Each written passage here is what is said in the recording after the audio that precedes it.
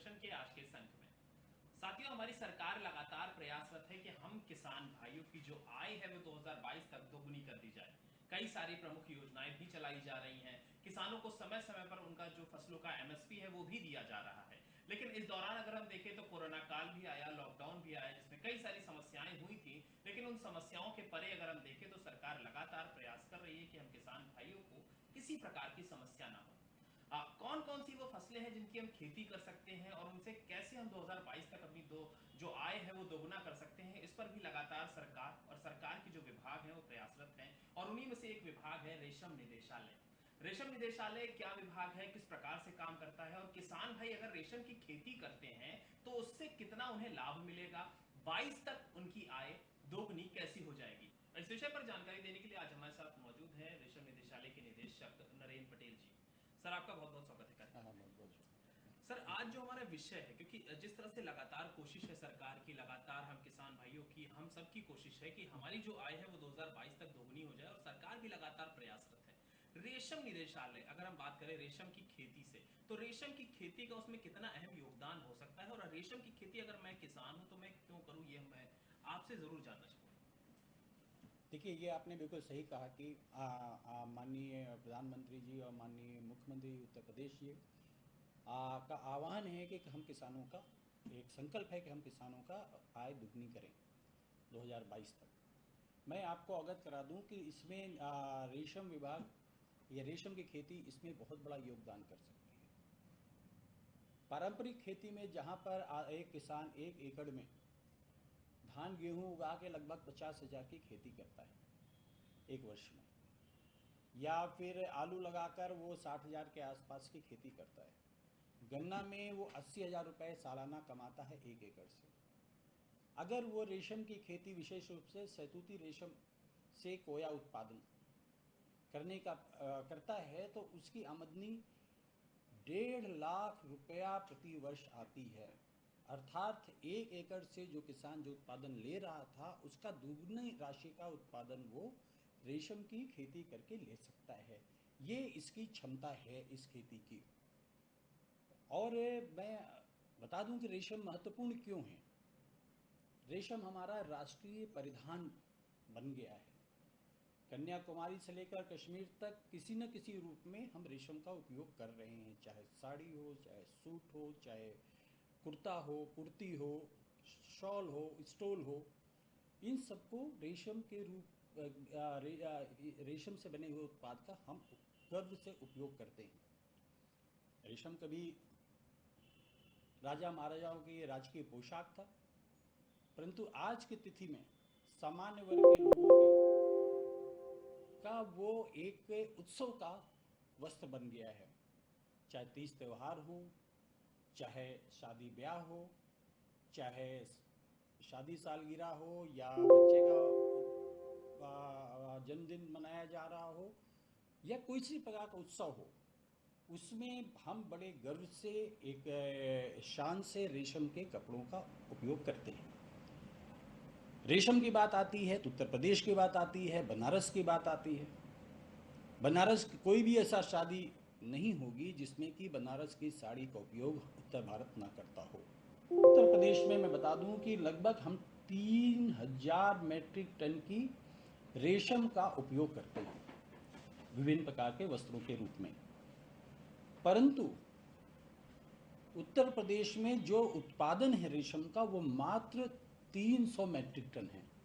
अर्थात हम अपने उपयोग का मात्र 10% ही रेशम बना रहे हैं। मैंने जैसे बताया कि इस रेशम की अगर हम खेती करें तो 1 एकड़ में हम दुगनी आय किसान प्राप्त कर सकता है। और लेकिन हम उत्पादन बहुत कम है, अर्थात हमारी मांग बहुत ज़्यादा है, और उत्पादन अगर हम करते हैं तो उस मांग के अनुरूप किसान की जो वो उत्पादन कर रहा है उसकी बिक्री भी तुरंत हो जाएगी। दूसरा हमारा है कि हमारे हमारे उत्तर प्रदेश में रेशम के उत्पादन लायक भूमि और जलवायु दोनों पर्याप्त मात्रा में है।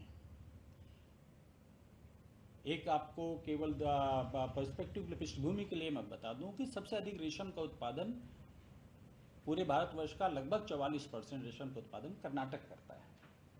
उसके बाद आंध्र प्रदेश करता है जो लगभग 31% है, वेस्ट बंगाल 12%, तमिलनाडु 9%, उत्तर प्रदेश अभी 1% पर है।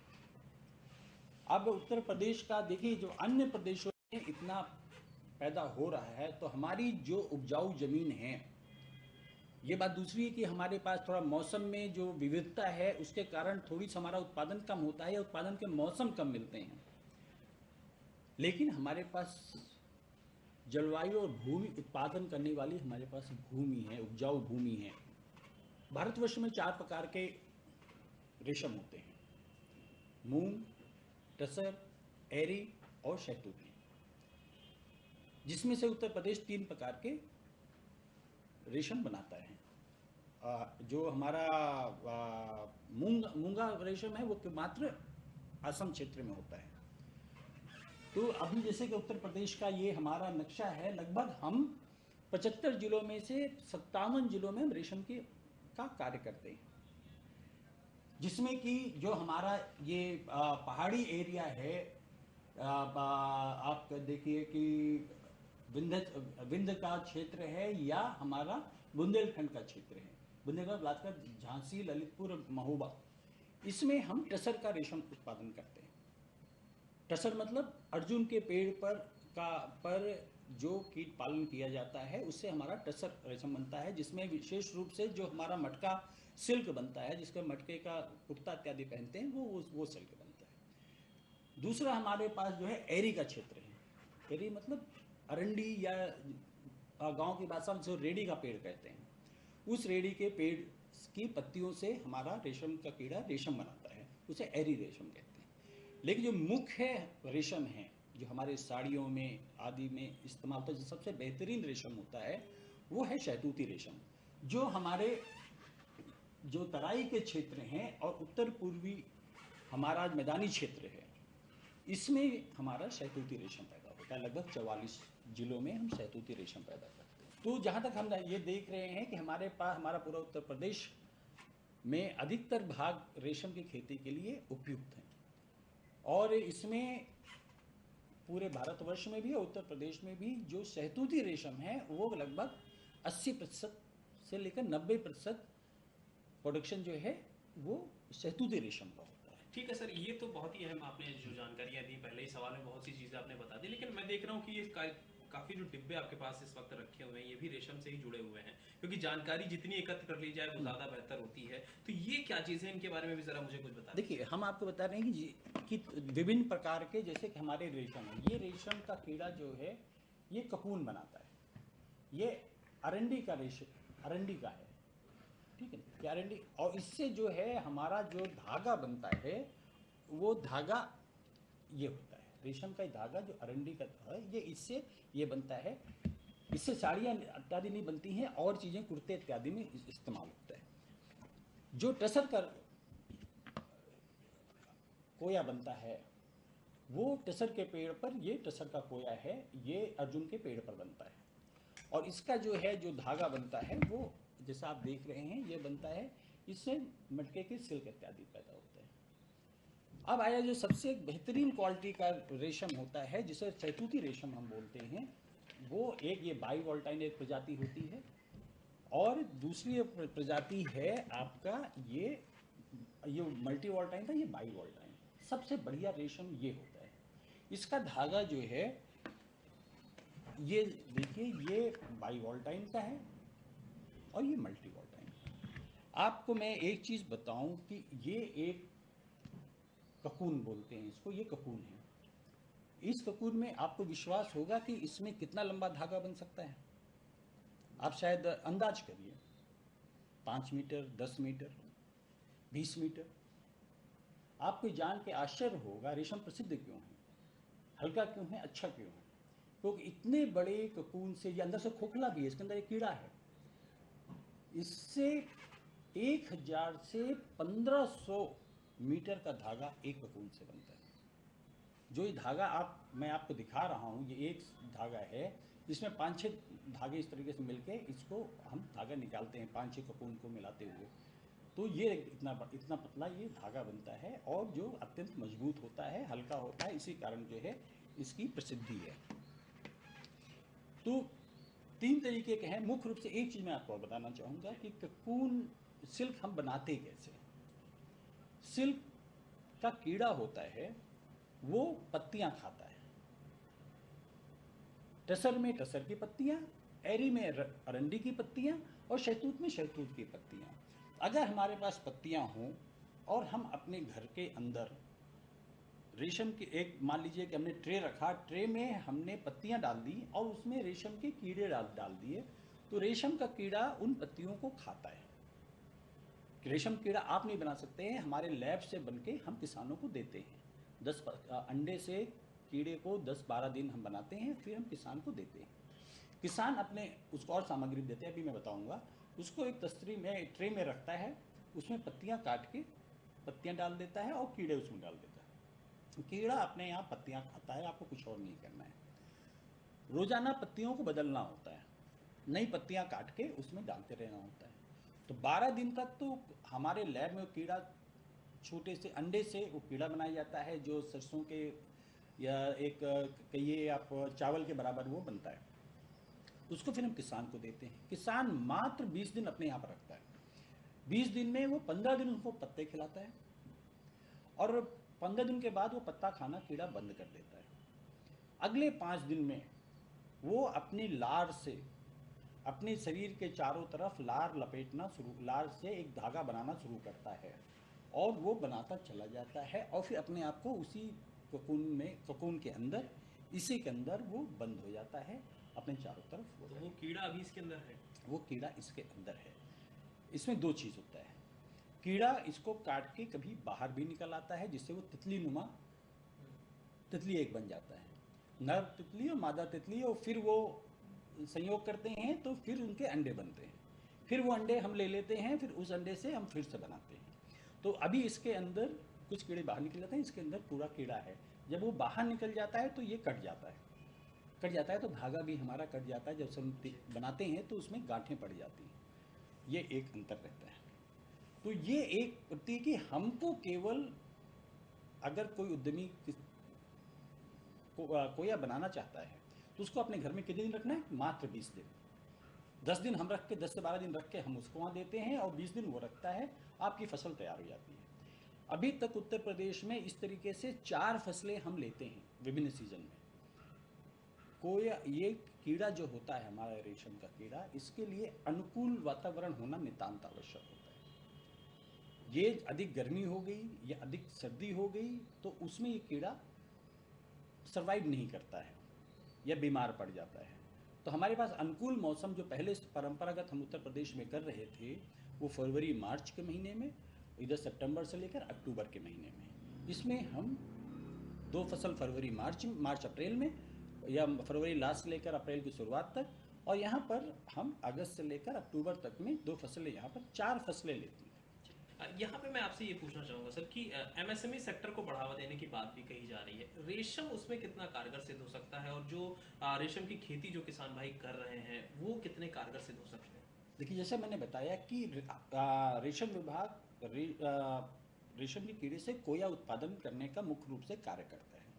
कोया से धागा बनाने के लिए भी विभाग काम करता है, लेकिन धागा से आगे का परिधान बनने के लिए एमएसएमई के विभाग उसमें काम करते हैं।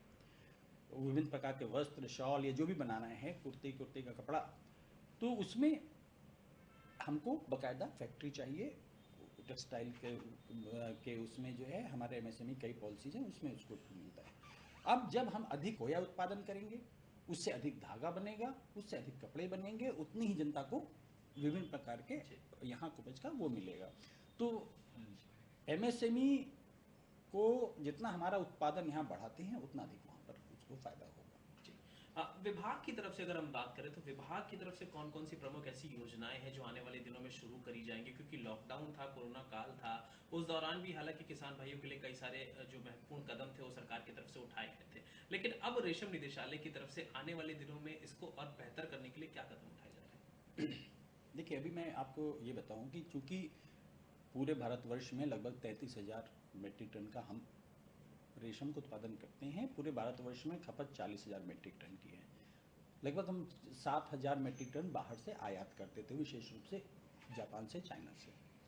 अब हम भारत, माननीय प्रधानमंत्री का आह्वान है कि आत्मनिर्भर हों। तो जहाँ खपत है वहाँ पर रेशम की खेती बढ़ाए जाने के लिए शुरुआत से हमारे पास योजनाएं हैं, और इसको सरकार ने विशेष रूप से भारत सरकार की योजनाओं के थ्रू, क्योंकि हमको मुख्य रूप से धनराशि मिलती है भारत सरकार से, सीएसबी के माध्यम से हमको मिलती है। सीएसबी मतलब सेंट्रल सिल्क बोर्ड, जो कि कर्नाटक में, बेंगलोर में स्थित है।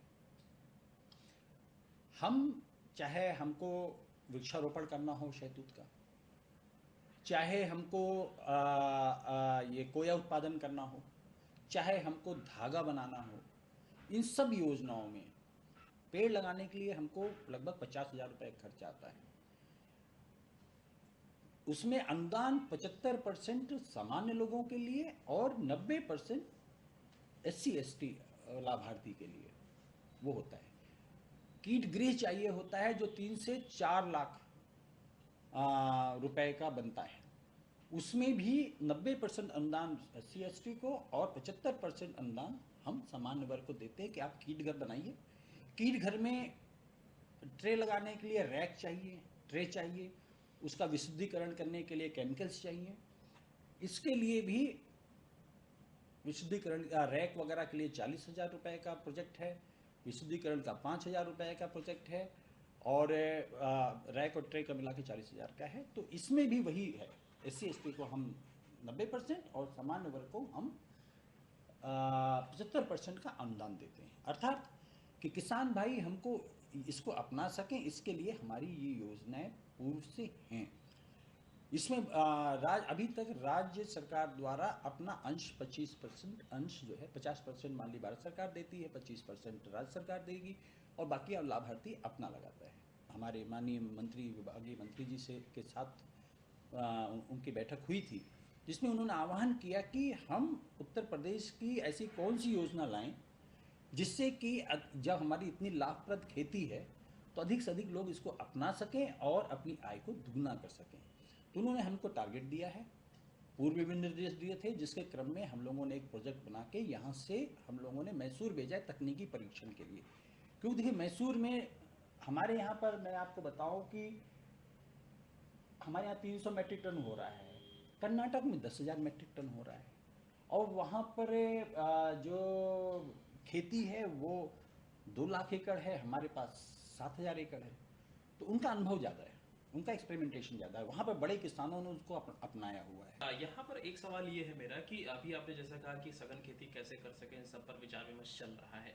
लेकिन अगर देखा जाए तो आज भी, जैसे कि मैं एक किसान हूँ या मेरे साथ के जितने भी किसान हैं, वो रेगुलर जो खेती होती है, जो आम फसलें हैं, उनकी खेती पर ज़्यादा ध्यान देता है। क्योंकि रेशम की खेती के बारे में मुझे भी ज़्यादा नहीं पता था। अगर मैं आपसे ये जानना चाहूँगा कि अगर मुझे रेशम की खेती करनी है तो वो सही समय कब होगा, कितनी जगह में मैं उसे कर सकता हूँ, कैसे कर सकता हूँ, तो क्या इस पर आप बताएंगे? रेशम खेती के करने की जब बात आती है तो सबसे पहले तो है कि हमको भोज्य पत्तियाँ का वृक्ष लगाना पड़ेगा, ठीक है ना। तो जो वृक्षारोपण हम करते हैं वो बरसात के मौसम में, जुलाई अगस्त में हम पेड़ लगाते हैं। एक होता है वृक्षनुमा पेड़, तना जो है 4-5 फीट का हो जाता है, उसके ऊपर फिर पत्तियाँ का वो रहता है। ये हम 2-2 मीटर की दूरी पर लगाते हैं। ये लगभग 1200 पेड़ हमारे 1 एकड़ में लगते हैं।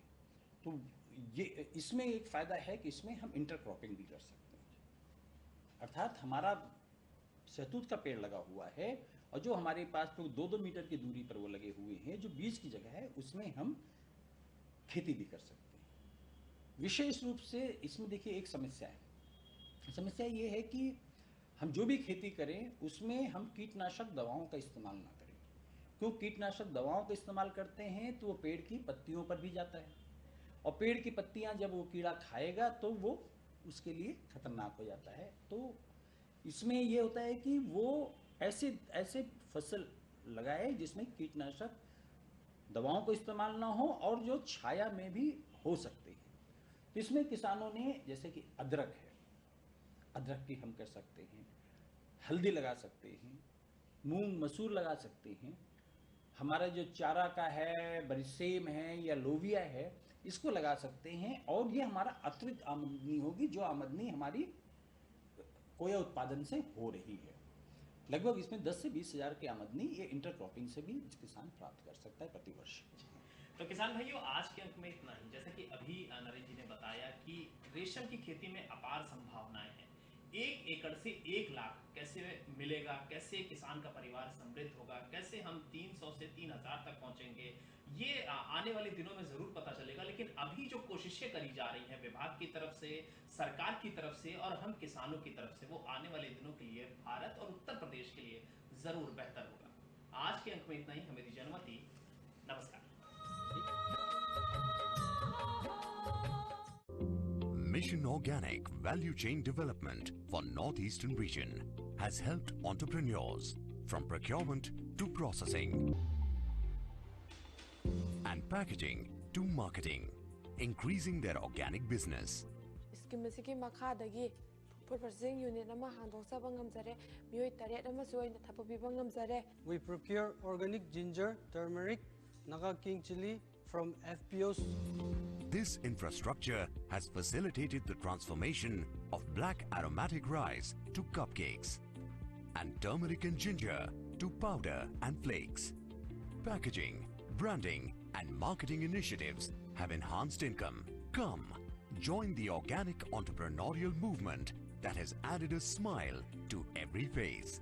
Mission Organic Value Chain Development for Northeastern Region. Crops Pure, empowered entrepreneur. सब्जी में मसाला ज्यादा है। कितनी बार कहा है कि जितनी जरूरत हो बस उतना ही डाला करो। अरे मुझसे तो ऐसा कभी कभार होता है। और तुम जो हमेशा खेत में अनाज और कीटनाशक डालते हो उसका क्या? ठीक ही तो कह रही है बहू।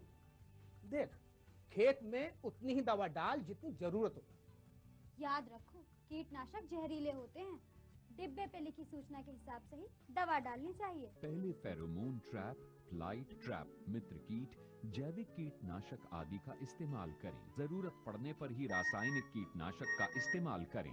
छिड़काव सुबह या शाम दस्ताने, मास्क और पूरी आस्तीन वाले कपड़े पहनकर करें। हवा की दिशा में छिड़काव करते हुए पीछे जाएं। दवा के डिब्बे, छिड़काव यंत्र सुरक्षित जगह पर रखें। अब कुछ समझे क्या? हाँ, समझ गया मेरी रानी। अब ना करो नादानी। इसने पिला दिया ना तुझे पानी। हर जोखिम से निकल कर फसल आए, सुरक्षित हो जाए। फसल बीमा से हर किसान अब आत्मनिर्भर हो जाए। अब सूखा पड़े या बाढ़ आ जाए, कोई डर नहीं। अब ओले पड़े या कीट पतंगे फसल खा जाए, कोई फिक्र नहीं। अब कैसी भी आपदा हमारी फसल पे आ जाए, क्षति होने पर हमारे दावों का उचित भुगतान मिलता है, क्योंकि हमने लिया है प्रधानमंत्री फसल बीमा। बुआई से फसल कटाई तक हर जोखिम का दावा, न्यूनतम प्रीमियम पर अधिकतम भुगतान का वादा। योजना से हर साल जुड़ रहे हैं 5 करोड़ से ज्यादा किसान। अब आपकी है बारी। नजदीकी कृषि कार्यालय, सहकारी समिति, बैंक शाखा, अधिकृत बीमा कंपनी या जन सेवा केंद्र में स्वेच्छा से करा सकते हैं पंजीकरण। फसल बीमा पोर्टल या फसल बीमा ऐप द्वारा भी किया जा सकता है पंजीकरण। प्रधानमंत्री फसल बीमा योजना, आपकी फसलों का संपूर्ण सुरक्षा कवच। कृषि एवं किसान कल्याण मंत्रालय, भारत सरकार।